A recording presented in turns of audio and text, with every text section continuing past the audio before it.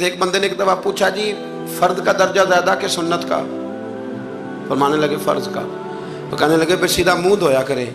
آپ وضو میں پہلے ہاتھ دھوتے ہیں، پھر کلی کرتے ہیں، پھر ناک میں پانی ڈالتے ہیں، تو منہ فرض تو منہ دھونا ہے پہلے، ہاتھ دھونا بھی وضو میں سنت ہے، ناک میں پانی ڈالنا بھی سنت ہے، کلی کرنا بھی۔ تو آپ نے تو پہلے 3 سنتیں ادا کی، پھر وضو۔ فرمانے لگے ٹھیک تم نے کہا ہے، پر تم پتہ نہیں نا تمہیں کہ یہ میرے رسول اللہ کی سنت کی برکت کتنی ہے۔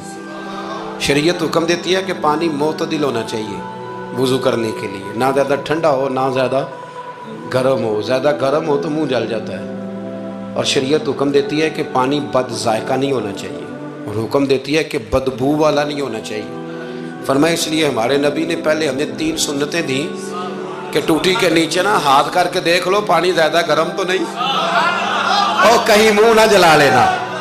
اور پھر ہمارے نبی نے ہمیں سنت دے کے بتایا کہ منہ میں ڈال کے دیکھ لو بد ذائقہ تو نہیں، پھر کہا ناک میں ڈال کے دیکھ لو کہ اس سے بو تو نہیں آتی۔ فرمایا مصطفیٰ نے کہا میری 3 سنتیں ادا کر کے اب چہرے پہ پانی ڈالو گے تو فرض ادا کرنے کا مزہ آ جائے گا۔